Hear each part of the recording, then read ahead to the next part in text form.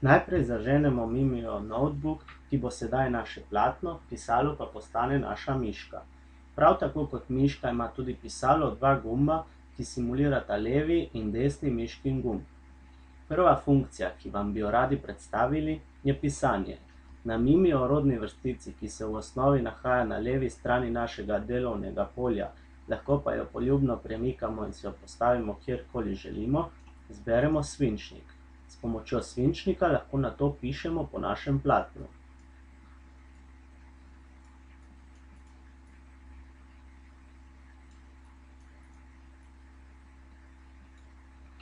Ko nekaj napišemo, lahko to tudi označimo in s pomočjo orodja Prepoznaj tekst na Mimio sam pretvori našo ročno pisavo v pisavo, ki jo poznajo vsi urejevalniki besedil in lahko nato pisavo tudi zamenjamo, povečamo, zmanjšamo, poravnamo.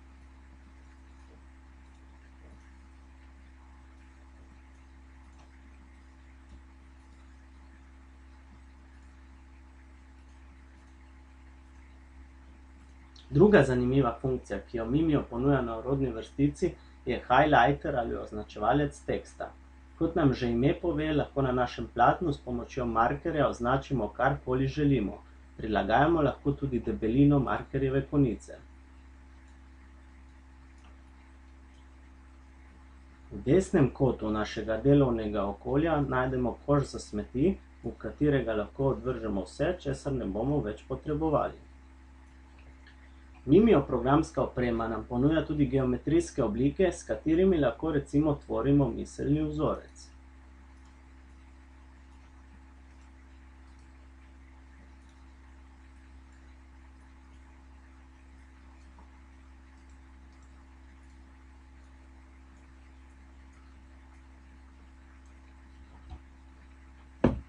Zanimiva opcija je tudi tako imenovano prepoznavanje oblik. S prosto roko namreč lahko narišeš katerikoli lik, ki ga nato programska oprema prepozna in nam ga pomaga narisati v popolnosti.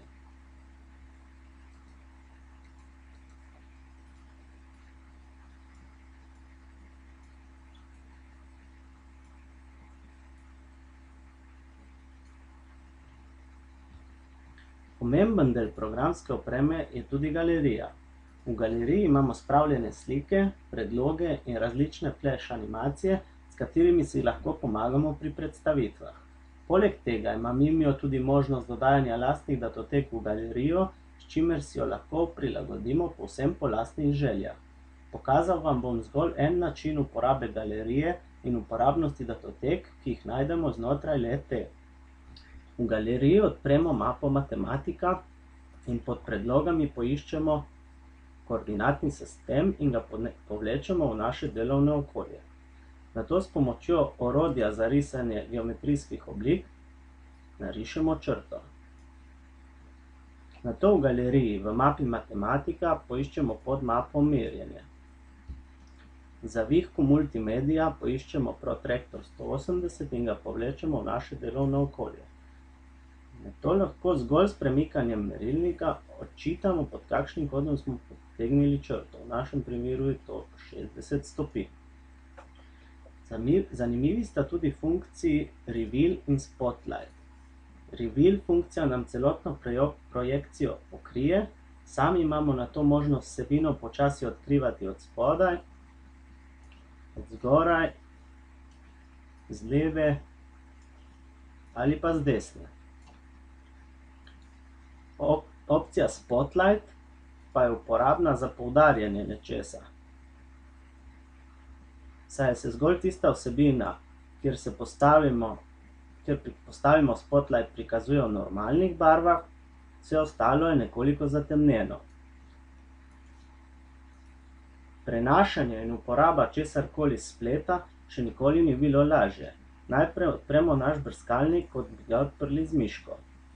Nato uporabimo pripomoček za vnašanje besedila, ki je del Mimio programske opreme, in vtipkamo, kar želimo poiskati. Nato zaženemo pripomoček, ki se kliče Screen Clipping. S pomočjo njega lahko poljuben del računalniškega namizja ali spletne strani izrežemo. Ko se odločimo, kaj bi radi izrezali, se ta slika avtomatsko prestavi v naše delovno okolje. Nato lahko tam z njo počnemo karkoli želimo, jo vrtimo okoli svoje osi, povečujemo, po njej lahko tudi pišemo.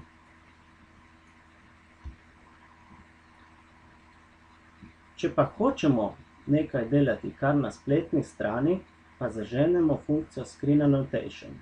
S pomočjo tega lahko urejamo in dodajamo vsebine neposredno na spletni strani ali kjerkoli drugje.